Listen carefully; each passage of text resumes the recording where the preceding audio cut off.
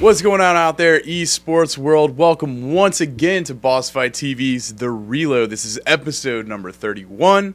We're going to be covering June 26th through the July 2nd. It's the 4th of July coming up. Hope everyone out there in the United States is going to have a good weekend. Shooting some fireworks. Don't shoot your fingers off or anything like that. But as always, my name is Josh Engel, also known as Anti-Pro. And I am Mike Bisson, a.k.a. Mohawk Mike. And while the rest of the country may be preparing fireworks for this holiday, there are a lot of fireworks this weekend in the world of esports as, once again, another jam-packed weekend of awesomeness, craziness. I think that we could just go ahead and just be like, every week is jam-packed. Every week is. There's always crazy stuff going on. 'Tis the esports season. Indeed. So, as always, we're going to start our episode off. We want to thank our sponsor, iHeart Esports. Go check them out at iHeartEsports.com, or at iHeartEsports on Twitter, should I say, and iHeartEsports.com. Great company. They do a lot of really cool stickers. And listen, for your chance to win during this episode, all you got to do is tweet a special hashtag to us and iHeart Esports, and you'll get yourself some stickers. Simple as that. But we're going to go ahead, jump right into esports. We're going to start with StarCraft 2. I don't want to say as always, but a lot of times, number one spot. In the one spot. Anyways, so big thing going on right now. Obviously, GSL, always one of the number one things going on in StarCraft 2. So let's go ahead and take a look at the results of GSL Code S. We're in the round of 16. This is Group A. We have Seed and Tasia taking the first and second spot, with Violet and MVP moving down to Code A, unfortunately. Then next in Group B, we have MC and Symbol taking the top spots in that group, with Squirtle and Marine King moving on down to Code A, unfortunately. But we also have the GSTL. There were two matches that happened last week. Two that I'm actually going to go over so quick that I didn't even make a graphic for it. What? Oh my gosh. No MVP 5-2 over Fnatic. And then we have TSL 5-3 over Hosio. Boom. Done with GSL. Done. Ready to go. Wash Rock your and roll. clean of that. Next, we have the old go-to, the EG Masters Cup, which took a break because they have their format to where they can take a break during other larger tournaments. So they're back in black. Or should I say blue? I guess blue would be Evil Geniuses. So let's go ahead and take a look at where they're at right now. The EG Masters Cup, we actually have the winners finals, Complexity 3-2 over Fnatic. Then in the losers final, Fnatic 3-2 over Slayers. And finally, last but not least, Complexity took the win 3-2 over Fnatic. And so we're done. Done with the EG Masters Cup. Another one. Boom! In the books. The next one's coming eventually. We're going to be talking about it again. But anyways, congratulations, Complexity. Good stuff, as always. There's also the IPL Team Arena, which is going on as well. All these team leagues, I can't even keep up with them half the time. Seriously. I don't know how people have a time of day to actually sit down and watch all this stuff. But, Anyways, let's take a look at the results there. We're in round 3 winners. We have Team Liquid 5-3 over Prime. Slayers 5-2 over Hosio. We got IM Incredible Miracle, which is 5-1 over MVP, and Startail 5-4 over the TSL. Boom, done with the IPL. I'm like Emerald today. Oh no, he's Bam. Bam. You're boom. Done. We got two other short little things in the StarCraft 2 world to talk about. We have the World Championships, which has been going on over the last couple months or so. We have the UK qualifier as well as the Chilean qualifier. I think that's how you say it. Chilean. You're good, yeah. So UK, we have the Muslim falling to. I'm gonna have to look at this name because I'm gonna butcher the crap out of it. It's Zictomini. Something like that. Zictomini? I don't know. But he won. He took out the Muslim, which I'm a big fan of the Muslim, so that kind of sucks. But oh well. So the Muslim's out. We have in the Chilean side of the qualifier, we have Killer taking it 2-0 over Darkness. So pretty much almost every episode, we're probably going to have some type of World Championship qualifier to talk about because we're getting into that summer esports fever. That frenzy. Guess. It's coming. Should that be the hashtag? Summer esports fever? Esports fever. All right, there we go. Let's hashtag esports fever at BossFightTV at iHeart Esports. Hashtag esports fever. I've got a fever. That's a good one. The only thing that can cure it. It's more esports. More esports. Esports. Experts. Oh, man. I need them experts. It's a new drug, man. Yeah. I'm telling you what. I like it. But that actually wraps up StarCraft 2. I'm going to bump it on over to Mike for some awesome PC first-person shooter awesomeness. As we've been giving you updates periodically on the show, this weekend actually was the culmination of the ESEA Season 11 finals. So the Season 11 coming to a culmination. Let's go first into some TF2 news. We'll jump right into the results here. In first place, we have Leviathan Gaming, who is playing really strong throughout the season. In second place, we have Classic Mix-Up. And in third place, actually worked really hard coming out from, I think they were like 6th or 7th, like coming into the weekend. Seriously, bro. Seriously, bro? Seriously, bro. Bruh. Taking third place. Bro. Congrats Seriously? to those guys. Seriously, bro? Seriously, bro. Yeah, third place, bro? Yeah, guy. All right, bro. We'll make a team. We'll call it Yeah Guy. Yeah, guy. Seriously, bro? Yeah, guy. Nice try, And we just have guy. to come in the place behind them. No, we need nice try, guy. Nice try, guy.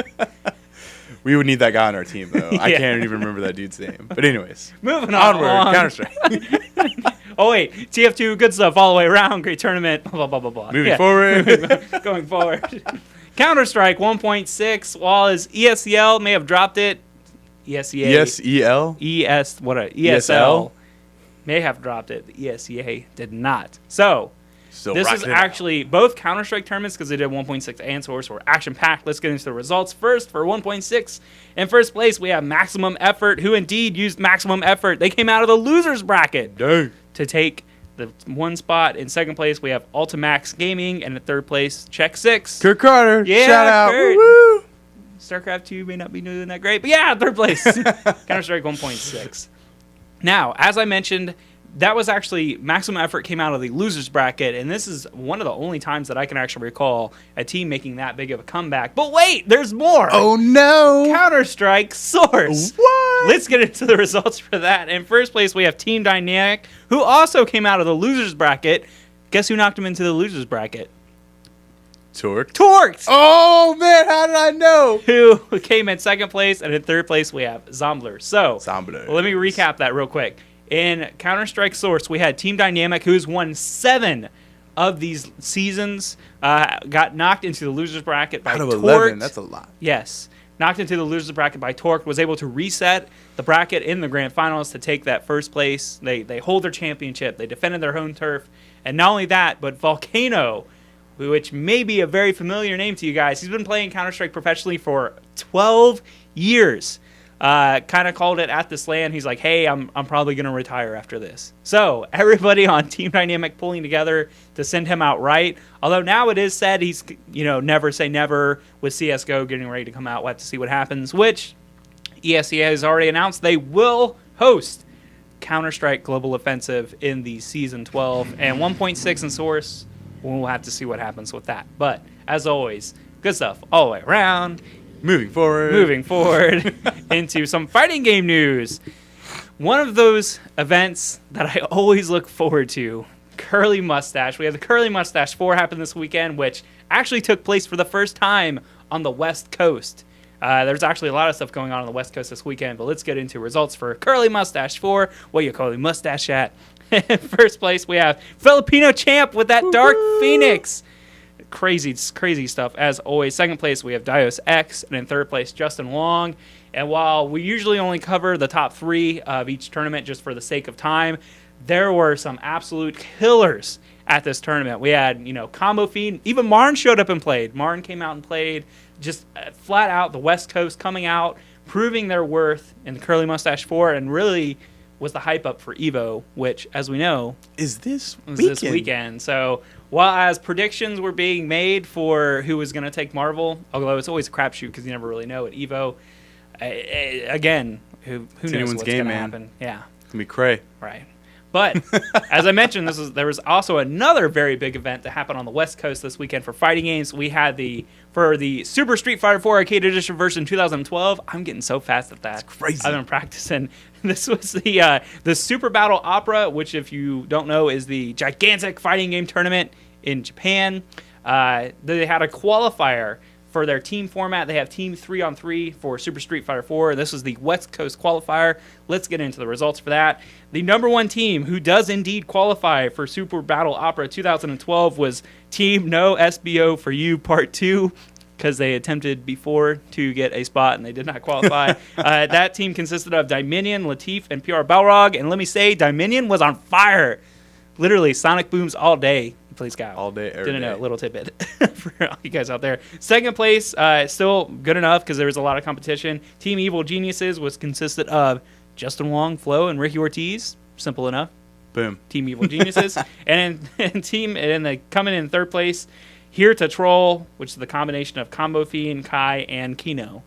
So, shout outs to No SBO for You, Part 2, Dominion, PR Balrog, and Latif. Those guys will be going to Super Battle Opera to represent America, at least as it sits right now. America, Yeah. Justin Sorry. Wong stuff. All right. Anyways. But that actually wraps us up. 4 fighting games, but we did mention, though, EVO is this weekend. We'll talk more about that Watch here it. in a little bit. Yes. Be sweet. Josh, but that's not it. There was actually one more thing tournament going on, man. We got League of Legends. We have the Leaguepedia North American Invitational that went on this weekend as well. There were a lot of big hitters in the lineup. So let's take a look at who ended up on top. We have Orbit Gaming at number 1. Second place, we have Team Dynamic. In third place, we have TSM Evo, which is actually really surprising that with the high caliber teams that showed up to play, that those teams ended up on top. But hey, I don't know. Maybe the other teams' I was gonna focuses say, are somewhere else. I don't know. I think it's a testament to how fast the League of Legends scene competitively here in pretty North crazy, America man. is evolving. So But anyways, make sure, just keep an eye out if you're into League of Legends and all that craziness. Make sure you go check out it. A lot of the coverage you can actually find on the actual League of Legends website. There's always stuff going on and things like that. So, but that wraps up esports news in general. Time for miscellaneous news as always. First one, the Intel Extreme Masters ESL has come out and has confirmed that they will be doing their very first event yet again at Gamescom in Cologne, Germany, which is August 15th through the 19th. So make sure you tune into there for some awesome StarCraft 2, League of Legends, and then I'm sure they're going to have Counter-Strike Go. I think we're just waiting for it. I don't think know. After the official release, we'll be. I'm sure that there's going to be Go there, probably. Yes. I'm assuming. I would assume. But so. anyways, stay tuned for that. ESL.net/masters, I think. I think that's what it is. I think that's it. Something like that. All right. If you search it, you'll find Go it on Google. Google. Use that Google Lazy or kids. Bing or I don't know, whatever you use. I won't hate on search engines, but I'll hate on browsers. I was gonna say you could get on Xbox Live and search Internet Explorer. It's not on there yet. It's not on there yet. No. Whatever. Anyways, this weekend, as we mentioned before, we have Evo and Home Story Cup. So literally, probably the number one, not even probably, the number one fighting game tournament in the country, if not the world itself. Evo this weekend. If you like fighting games, be there or be square. And then also probably one of the most loved StarCraft 2 events, probably, like I'll even go on and say that. The Home Story Cup with Take TV this weekend. Like, if you just want to sit back, relax, enjoy some games, watch it, it's probably my personal favorite tournament to watch ever in the StarCraft 2 world. So if you haven't seen Home Story Cup, tune in. It is awesome. Home Story Cup for me is like what the Super Bowl is to a lot of people. Some people watch the Super Bowl just for the commercials. I watch Home Story Cup just for the interactions, randomness. in between matches. Like sometimes I'll be like, "Is there a match on?" I'll check in like 5 minutes, 10 minutes. All right, they're not playing. I'm gonna watch this screen. What's going on? MC dancing around. Let's It's do it. awesome stuff. Awesome stuff indeed. So make sure you tune into those. And then finally, something near and dear to our hearts. I don't know if I would say that, but we love it. Dive Kick Dive kick. is on Kickstarter. Ah, I see what you did there. Dive kick, Kickstarter. It's like it made together. It's funny. Yeah. But anyways, Dive Kick, our man Keats is bringing or trying to bring Dive Kick to the PC. And that means awesomeness had for all. He's going for $30,000 to get all the development and trying to get it onto Steam. And basically, the smallest $10 will get you the game. It pretty much pre-orders you, and then there's a whole bunch of other things that gets you other, if $50 gets you like a t-shirt, $25 you can actually add a tip from Uncle Sensei into the game, all the way up to $3,000, and you get to design your own character. Yes. So Ricky Ortiz, you get on that. But that's all I have for miscellaneous news. I don't know if you have anything, Mike. I have nothing. Wow, got nothing. All right. So that wraps up the episode. Thanks for watching Boss Fight TV. As always, just if you're out there and you like esports, just check us out. If you want to help us out, there's a contact us section on the website.